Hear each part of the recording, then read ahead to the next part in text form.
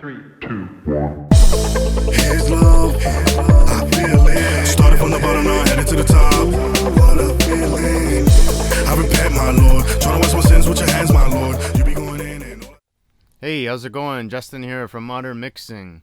Today I have a tutorial interview for you featuring mix engineer Chris Carter. Chris is an award-winning hit record producer and mix engineer. He has 3 #1 radio singles, numerous top 40 chart records, and over 100 placements in film and TV. Some of the artists Chris has worked with include American Idol finalist Jasmine Trias, the Backstreet Boys, Jay Holiday, Christabel, and many, many more. In this track, Going Home by Joey Prophet, the thing about the mix that really caught my attention was the drums. So Chris has been really generous in allowing me into his mixing session so he can break down the process of the drums and then allow me to share it with all of you. So Chris, if you don't mind, maybe we can get some background information on how the track came to you and how you got the gig, stuff like that before we actually get into the processing of the drums themselves. Well, the artist is Joey Prophet, and I've mixed probably, I think, like a half dozen songs for him for this album. And so this was song number, I don't know, it's like the 4th or 5th one that I got from him.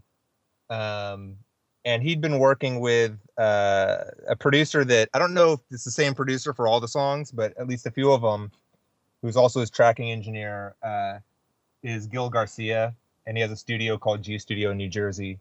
And so this song was done with him. And I just know that he chose me as a mix engineer in consultation with the producer, but how he initially found me, I honestly have no idea.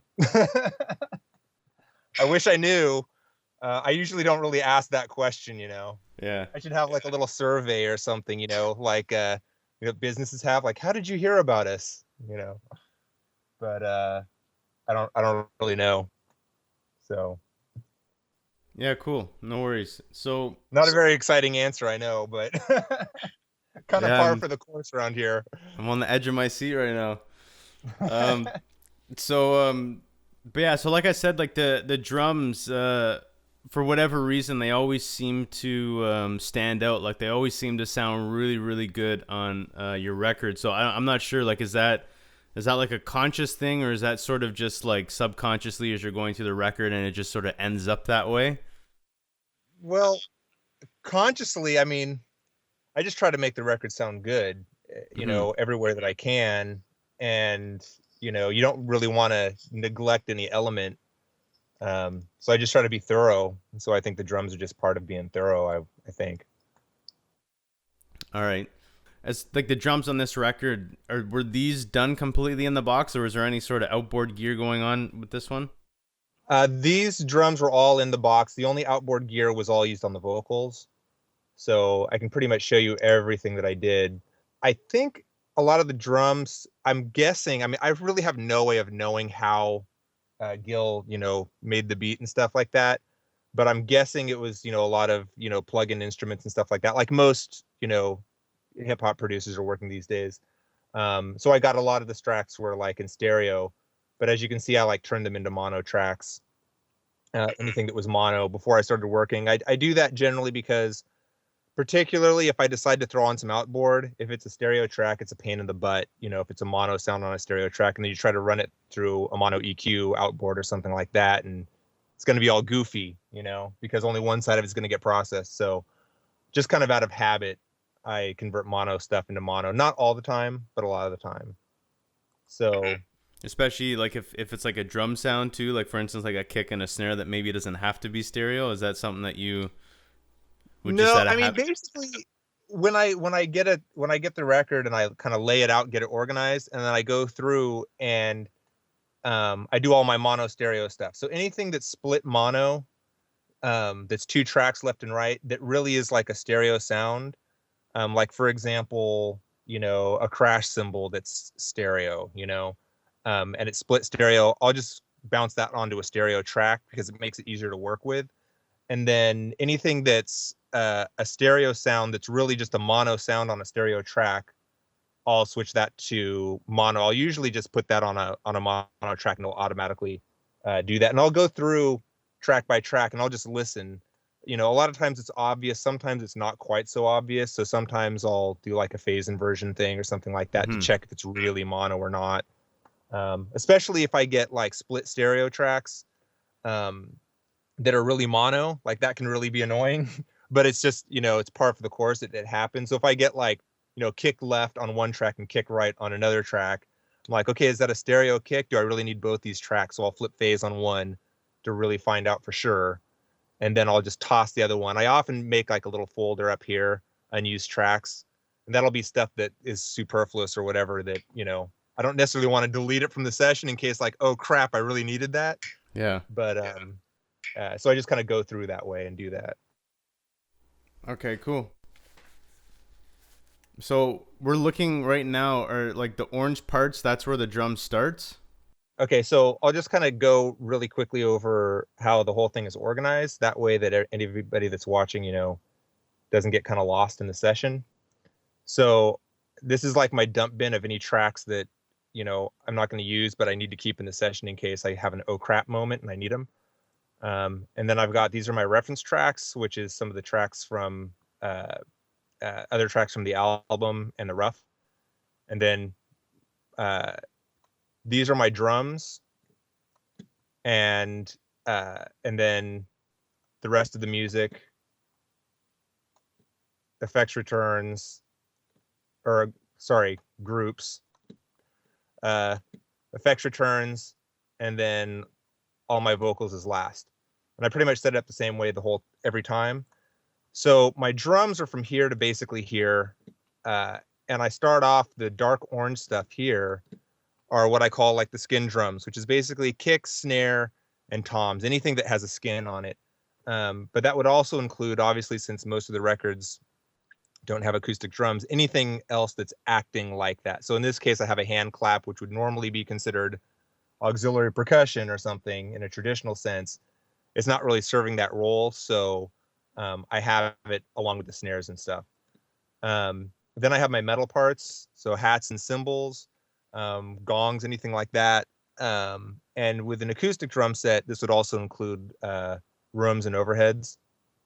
And then I have my auxiliary percussion and sound effects, so anything else.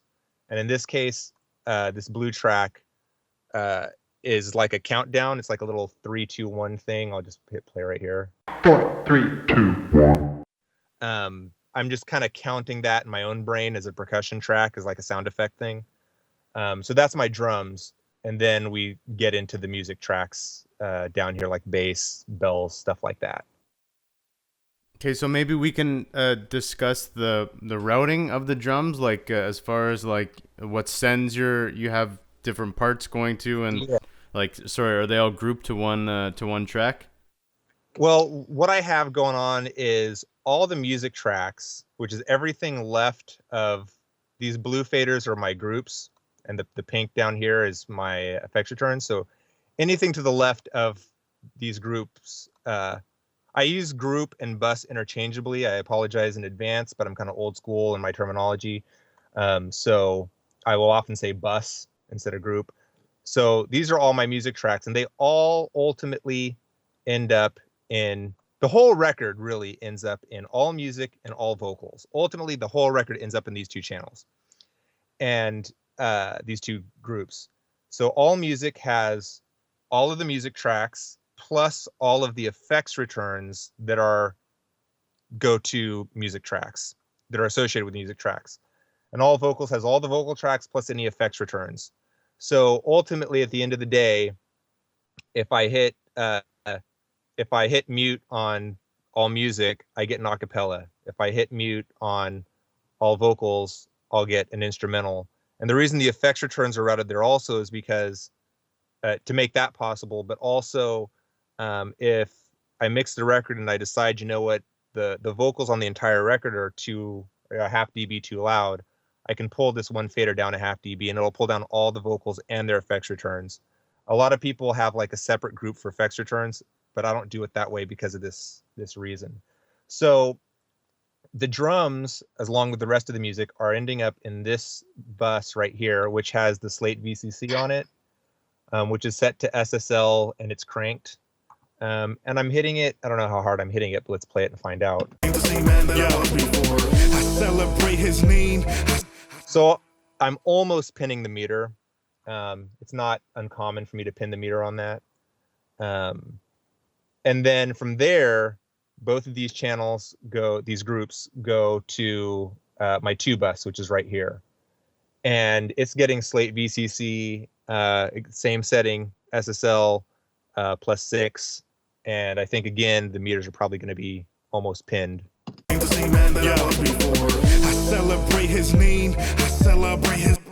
Yeah, so I'm almost pinning the meters. Often that little red light lights up on a lot of my mixes. And then that's followed by the glue, which is an SSL compressor emulator. And I'm actually doing quite a bit of compression on this relative to a lot of other mixes. I celebrate his name. I celebrate his victory. So you can see I'm doing like almost 4 dB of compression. Usually I'm in the like 1 to 4 dB of compression range. And then that's followed by ferric TDS, which a lot of people describe it as a tape emulator. I don't think it's really intended to be a tape emulator. It's if I understand it properly, it's meant to mimic certain aspects of tape, but it's not really a tape emulator. And basically, I'm using the dynamics of it and the saturation. And I don't know if you can see it on the screen because it's even hard for me to see. So on YouTube, it's going to be probably impossible. But this mark right here is 0. This one is -3 and then -6. So you can kind of see how much dynamic reduction I'm doing. I celebrate his name. I celebrate his victory. I celebrate the. So I'm hitting like almost -5. So if you add that to the 2 bus compression, I'm getting like like 9 dB of dynamics, which is quite a bit. It's probably at the upper extreme limit of what I would normally get mixing a record. That said, if I was, doing 20 dB of dynamics compression, it sounded good. I'm not going to question it. It sounds good. It is good, whatever works. But part of that reason is because it's such a sparse arrangement combined with, some hard hitting drums. In order to make sure that it translates properly, I have to be really careful and about how much dynamic range I have left. So I'm kind of playing having this little battle that's going on of trying to restrict dynamic range as much as possible, yet make it sound like I'm not restricting dynamic range, if that makes sense, because this is a lot of dynamic range restriction. So just bear in mind that anything we talk about with the drums, it's passing through this chain of hitting that slate VCC on the all music bus, and then hitting my 2 bus chain, which is slate VCC, the glue, and then ferric TDS. But there's no specific bus dedicated to just the drums. Like those drums are all routed to that one all instruments bus along with all the other instruments. Correct. The only time that I really set up a dedicated drum bus is when I'm dealing with acoustic drums, because acoustic drums, you've got 12 mics, 10, 12 mics or whatever. It's really one instrument. Even though it's like all these different mics and all these different little pieces of a kit, it's one instrument. So I do set up a drum bus for acoustic drums so that I can deal with it as one instrument. But for hip hop stuff and pop stuff, generally speaking, no, I almost never there's never say never, once in a blue moon, it'll happen for some workflow reason or something. I'm trying to do something creative, but generally speaking, I don't really see any need for it. Mm-hmm. Okay, cool. So maybe we can talk about the individual parts, I guess. Yeah. So the kick, might get a little complicated, but because I did a lot to this. This is my kick drum. Whoops. Right here.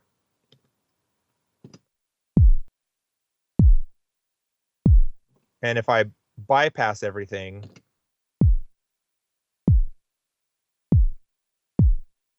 so that's the kick drum that I got. And so right away, in the context of the song, I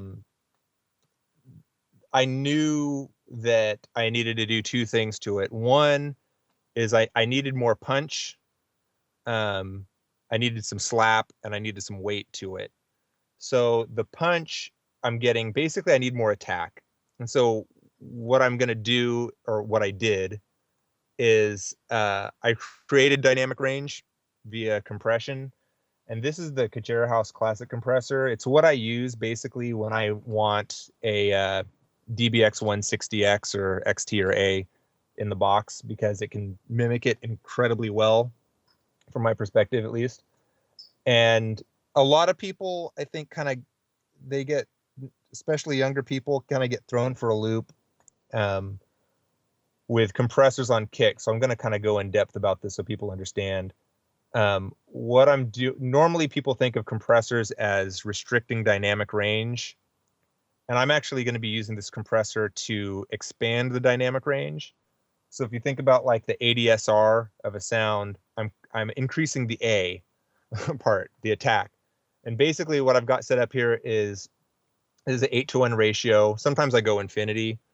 Usually I do a hard knee, but in this case a soft knee worked great. So and then I've got about a 5 millisecond attack time. The release time isn't that important, provided that you're long enough so that you don't make the kick sound too fat, and you're short enough so that the release it releases all the way before you get to the next kick drum hitting. So basically what I'm doing is I'm letting the first 5 milliseconds or so slip through the compressor, and then turning everything after that down. So in preparation for trying to explain this, because I'm so professorial, this is the actual kick drum. This is just an editor. This is Adobe Audition. This is the actual kick drum. So what I'm trying to do basically is make it look like that. So I want the attack, and I want everything after the attack turned down, and then I'll turn the whole thing back up to get back to the same volume. So this is the look that I'm trying to get. So if I kind of A-B back and forth,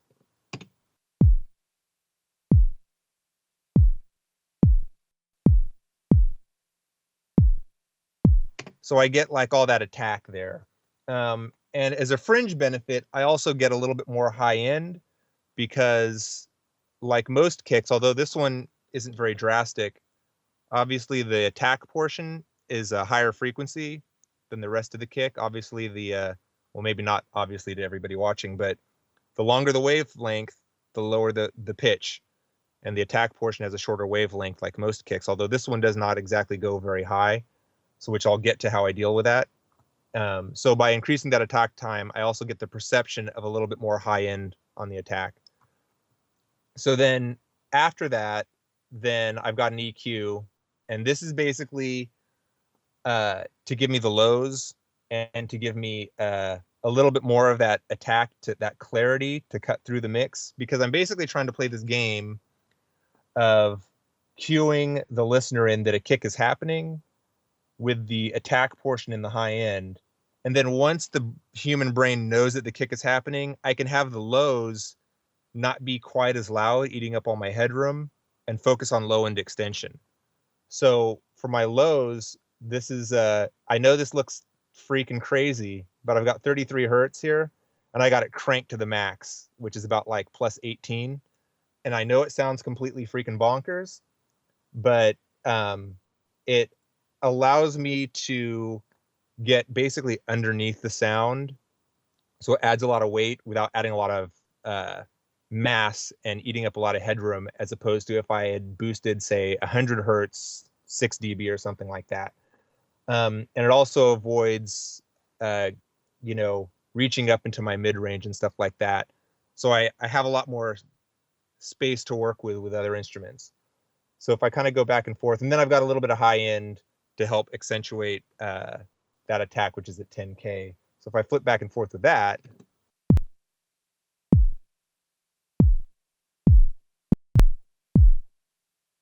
The sacrifice he did for me, I celebrate the cause, and now I do so if the listeners haven't figured it out by now, this is obviously a contemporary Christian rap record. They're wondering about the lyrics. Then I didn't have quite enough attack. So this is what I had at that point in context. The same man that I was before. I celebrate his lean. I celebrate his victory. And it still doesn't really cut through. So, and I couldn't just cranking up high end and getting more attack. I wasn't getting much because, like I had shown in this image, it doesn't really go very high in frequency, as opposed to, here's another kick where you can see like these wavelengths are really, really short. And this kick obviously is going to have a lot of slap to it. If I hit play, as opposed to this, right? So pretty drastic difference in the amount of, slappish attack. So what I did was I literally copied this whole track down to here, and I titled it Kick Attack. And what I did is, that's literally just the attack of the kick, which I used, this is a legacy Cubase Dynamics plugin that works really, really well for this, better than the modern ones.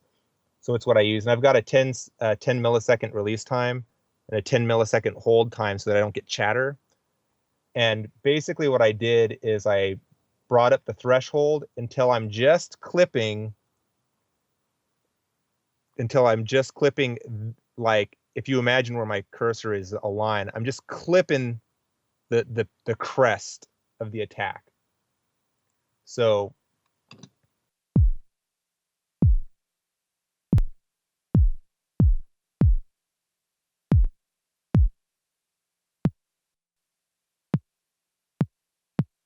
and then sometimes I'll EQ this if I need to. In this case, I didn't need to.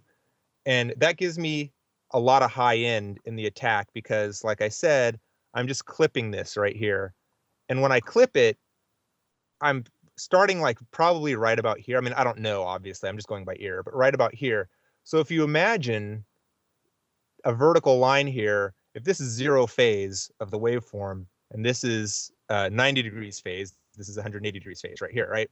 So this is 90 degrees phase, and I'm clipping it just before there.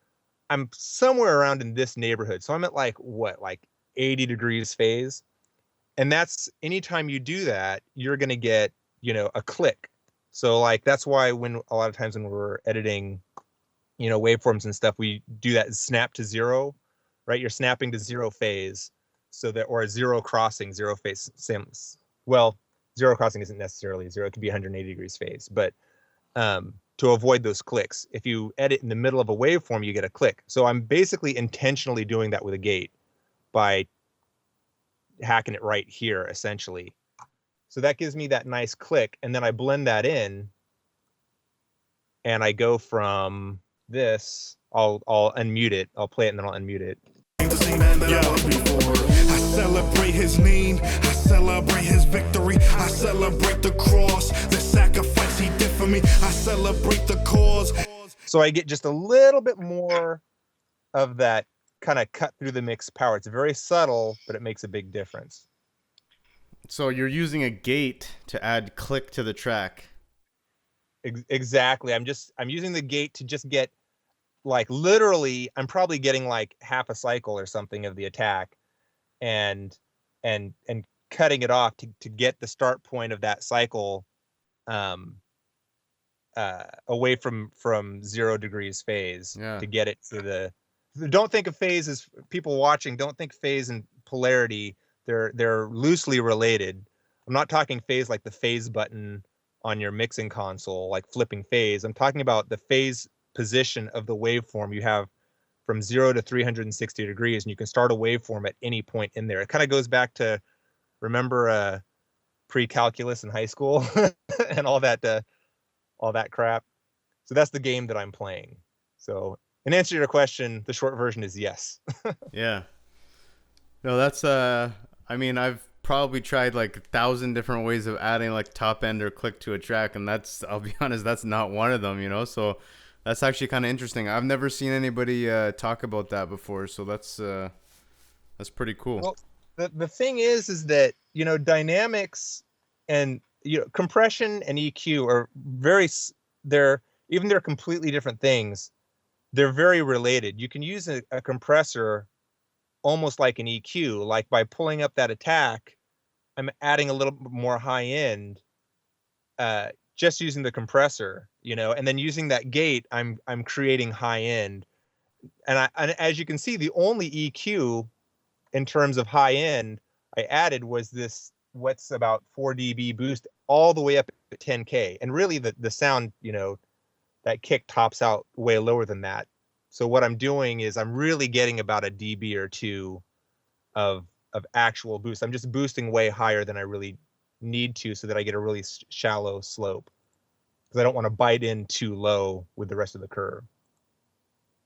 So anyway, usually I don't have to resort to doing this, this kind of trick with the whole kick attack thing.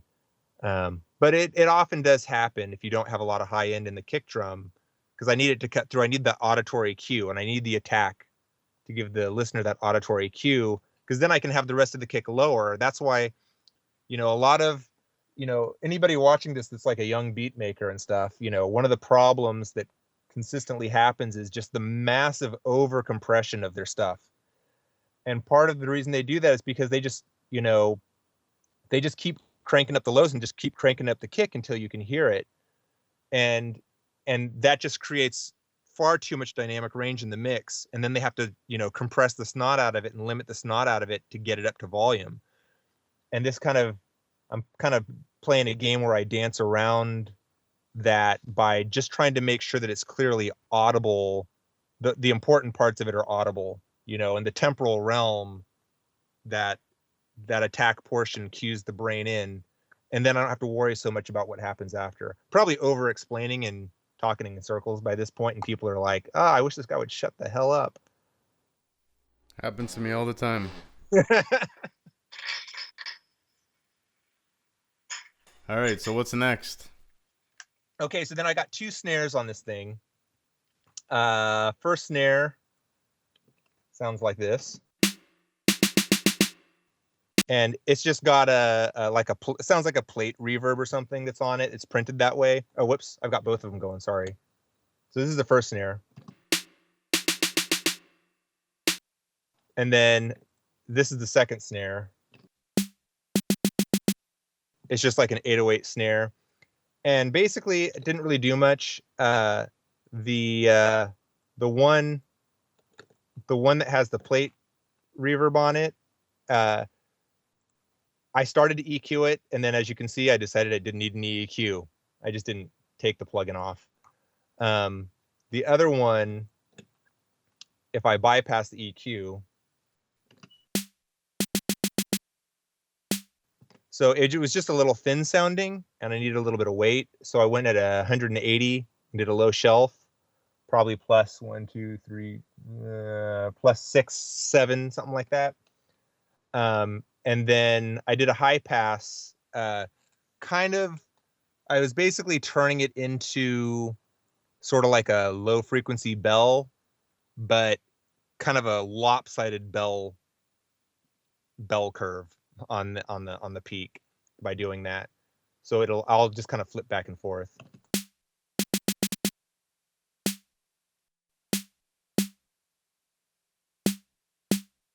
So you can hear it just kind of adds a little bit of body. There's a resonant tone in there that's kind of coming out. So when I put these together, I get this. I celebrate his victory. I celebrate. And then I have this clap, which only comes in at certain points in the song. It's this track right here. This one right here. Whoops. I celebrate his name. I celebrate his victory. I celebrate the cross, the sacrifice he did for me. I celebrate. So I didn't do anything on the inserts to this clap. It sounded fine. What I did do was I did a throw to a plate. It's effects 10, which is this one right here. So it's just, this is the SD1 plate 76. This is one of my own impulses. It's from an Sonic SD1 keyboard. And I love the plate reverb in it, and I use it frequently on hand claps. So what I did was, this keyboard is from like, 1990 or something like that. So I just made an impulse of it by creating a white noise sound and, blah, blah, blah. I don't need to go do a tutorial on creating impulses, but I made several settings of it so that I can use it, whenever I want. So this is my send automation for send 2, which is going to FX10 right here, and you'll see it turn on right here. I celebrate his name, I celebrate his victory, I celebrate the cross, the sacrifice he did for me, I celebrate the cause, and that's just like a little creative thing, just a little giddy up, to kind of help transition the song through the sections, kind of thing, kind of keep the listener entertained. It's not so much ear candy, it's more just in line with the arrangement of the song. So that's all the kick, snare, clap stuff.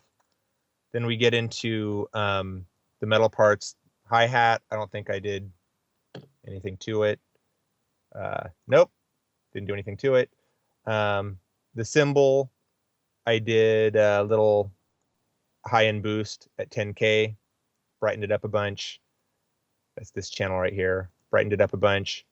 And it's going to, that's it. There's no sends on it. So here's the, there's a little bit of reverb on that hat. It was printed that way. So I have no control over it. So that's where that's coming from. And then the cymbals.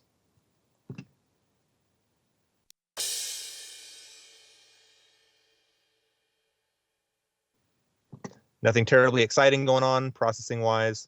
And then we've got these different little sounds here. This guy is a sweep thing.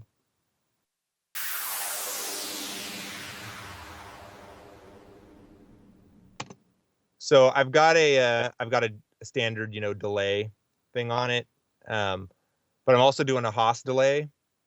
So if I bypass this, let me set up a marker so that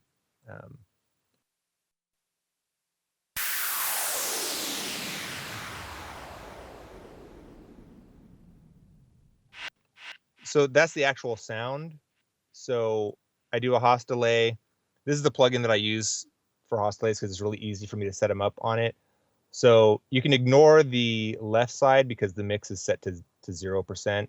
The right side is 100%. So this left delay time here is completely meaningless. I've got a 10 millisecond delay.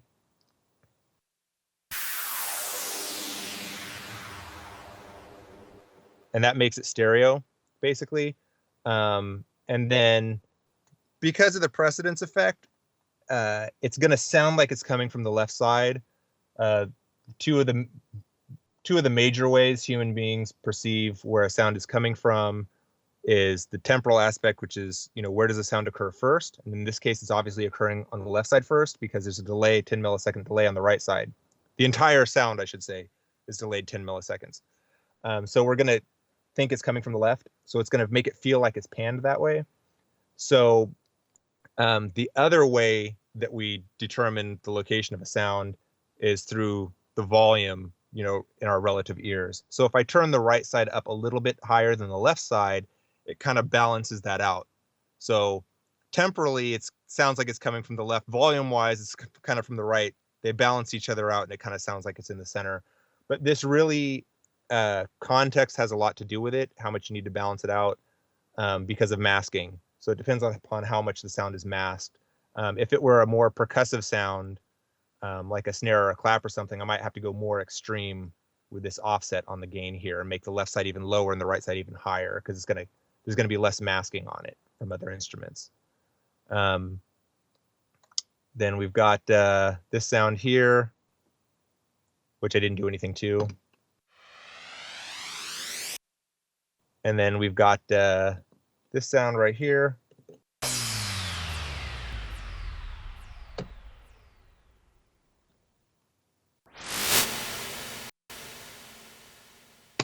So, and then that's basically that's the drums in a nutshell. What about that one little effect there that you added to the drums as well? The vocals. Oh, this thing. So this is 4, 3, 2, 1. 4, 3, 2, 1. So that's the actual sound itself. And what I did was there's some stutters and some screwing and stuff in the song. So kind of going along with what the producer, I'm one of those people. It's very hippy dippy, but I kind of just believe you just listen to the record. It'll tell you what it's supposed to do. The producer's done their job. It'll be like, I'm an extension of what the producer is trying to do, and the artist and the songwriter. So what I did is, I'm not sure which one of these I did an edit to, and the other one, let me figure out which is which. 4, 3, 2, 1. Okay, so on this one, this is the second time it happens. On the 1, 4, 3, 2, 1.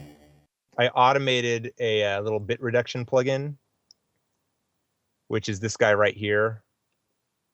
So if I back up a little bit, you can see it's bypassed and then it'll kick in. 4, 3, 2, 1. That kind of echoes. It's not really like a leitmotif necessarily, but I did some bit reduction stuff in the very beginning of the song, so it kind of echoes that. A leitmotif, for those that don't know, is like a recurring theme. It's usually associated with a melody, like in Peter and the Wolf, something like that. But in this case, when I mix, I use little leitmotifs in terms of effects and stuff, just to kind of keep things, little things that tie different parts of the song together, basically. And then in this one, this is the third time it happens. 4, 3, 2, 1. This is an edit that I did, and I just kind of did like a pitch drop thing. So there's no insert or anything. I just literally edit it that way, so that in context it sounds like. So basically, what happens is the first time it goes like this. 4, 3, 2, 1. And the second time it happens, it's same, get a little bit different. 4, 3, 2, 1. And then right before the last chorus, 4, 3, 2, 1. It's probably important to point out that, like, as this pitch drop happens on the vocal, you'll hear the delay on the vocal as doing a bit reduction thing, and it also drops. 4, 3, 2, 1. So these little leitmotifs play off each other. One of these other ones, I can't remember which one it is, that vocal delay starts pitching down. So I'm kind of playing this bit reduction thing, and the screwing off of different elements of the song, if that kind of makes sense. Probably not, but no, it's cool. I understand what you're saying. At least somebody does. Good. Well, it's kind of interesting the way to think about it as well, because at least for me, maybe that's something that I do, but it's not conscious. You know what I mean? So the fact that you can, you're able to put it into some sort of words and make sense of it. It's interesting because I grew up like a lot of people. I grew up playing classical music. And I played trumpet in band. For years and years. And, when you play classical music, you pick up on how, in one part of the song, it might be the trumpets are playing this melody thing with a little counter melody from the clarinets or whatever. But then later in the song, you'll hear some other melody is going on, but that same melody that the trumpets were playing earlier, the flutes are then playing that melody as a counter melody to something else. Music for forever, especially the classical guys, it's a lot of same but different. Take one idea or a couple of individual ideas and just beat the listener over the head with them, and just keep slamming them, over and over and over, and just make little changes here and there, and it kind of ties the whole thing together, so it's very cohesive. And so I've just taken that same concept and tied it in with effects, because it's all just sound at the end of the day. So if you can do it with an instrument, why not do it with an effect? You know? I totally get it. So, I mean, I think that's pretty much it. I mean, I think you covered way more than enough, and actually a lot more than I actually initially expected. So I definitely appreciate that, and I'm sure that there's a lot of people out there that are going to appreciate that as well.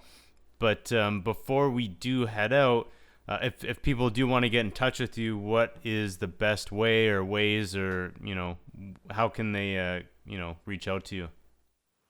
Best way is to email me from my website. It's vonpimpenstein.com. Facebook doesn't work all that well. I get a lot of messages and I ignore a lot of them. But that would be the best way. Either that or my studio website is thefeistychicken.com. I think. I don't know what my website name is for my studio website. Well, I don't know if it's Feisty Chicken or The Feisty Chicken, but you let me know. Okay, cool. So I'll throw up the links. I'll throw up a link in the description below, and also I'll put up a graphic on the screen. So, like I said, you did more than enough, so I really appreciate that. Not a problem.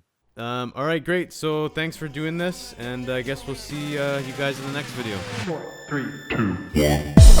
His love, I feel it. Started from the